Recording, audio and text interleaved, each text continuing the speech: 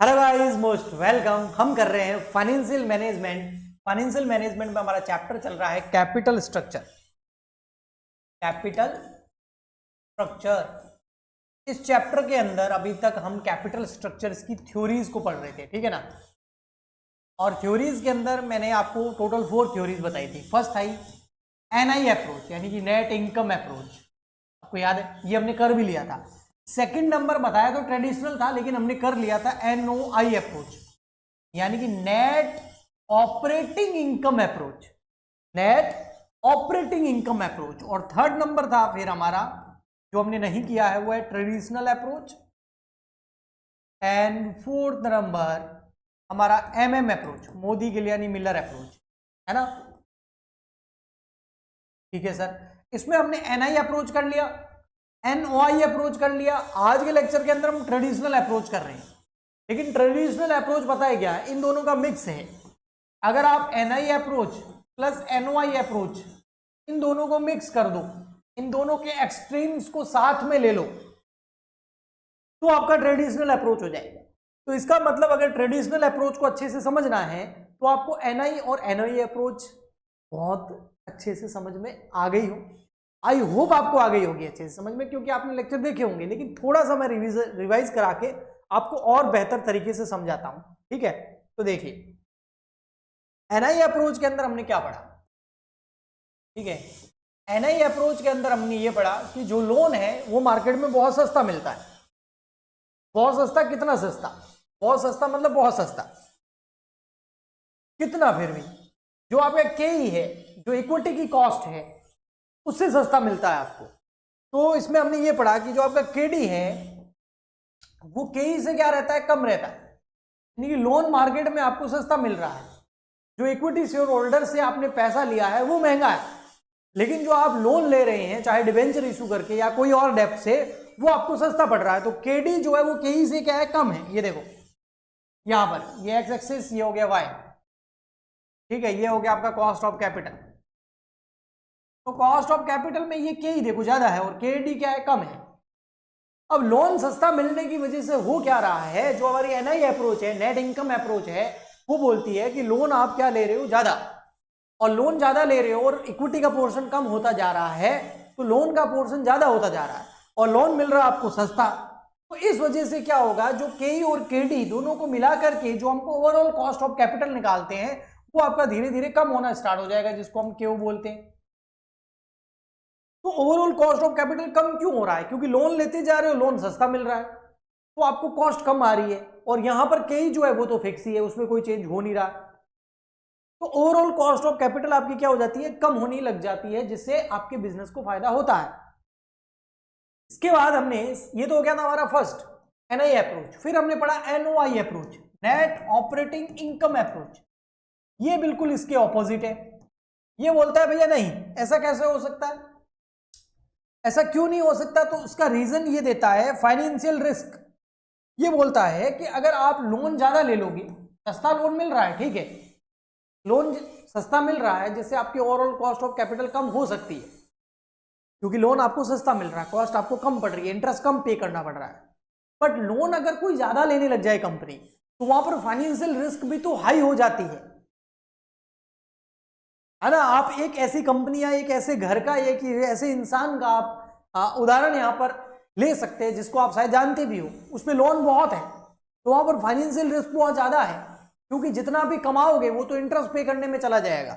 मैंने आपको एग्जांपल दिया था पाकिस्तान का, कि उन्होंने इतना लोन ले लिया, इतना लोन ले लिया है कि अब उसको केवल इंटरेस्ट पे करने के लिए भी उनको लोन लेना पड़ रहा है। तो फाइनेंशियल रिस्क बहुत हाई हो जाता है अगर आप लोन बहुत ज्यादा ले लेते हैं। तो यहां पर यही बोला जा रहा है एनओआई अप्रोच के अंदर, कि आपको सस्ता लोन मिल रहा है, लेकिन लोन तो लोन होता है, ज्यादा लोगे तो फाइनेंशियल रिस्क बढ़ जाएगा। तो आपका जो शेयर होल्डर है, इक्विटी शेयर होल्डर है, वो बोलेंगे भैया हम इस कंपनी में इन्वेस्ट कर रहे हैं जिसमें फाइनेंशियल रिस्क बहुत ज्यादा है, क्योंकि लोन ज्यादा लिया हुआ है, तो हमको रिटर्न भी हाई चाहिए, क्योंकि high risk high return. High risk है, लोन ज्यादा है, तो इक्विटी वालों को, इक्विटी शेयर होल्डर को रिटर्न भी क्या चाहिए, ज्यादा चाहिए, तो वो के जो है उनका बढ़ा देंगे, तो के बढ़ जाएगा। एक तरफ से सस्ता लोन ले रहे हो, तो जिससे केडी जो है वो कम है, और दूसरी तरफ के बढ़ रहा है, यानी कि एक कॉस्ट कम हो रही है और एक कॉस्ट बढ़ती जा रही है। तो उससे आपका weighted average cost of capital पे कोई खास फर्क नहीं पड़ेगा ओवरऑल कॉस्ट ऑफ कैपिटल पे। यहां पर केओ कम क्यों हो रहा था? क्योंकि के स्थिर था और एक कॉस्ट कम हो रही थी, तो ओवरऑल कॉस्ट कम होने लगी। यहां पर केडी कम है, के ही बढ़ रहा है, तो ओवरऑल कॉस्ट ऑफ कैपिटल एक तरफ से ऊपर खींच रहा है, एक तरफ से नीचे, तो वो बीच में रह गया। अब आता हमारा यहां पर ट्रेडिशनल अप्रोच।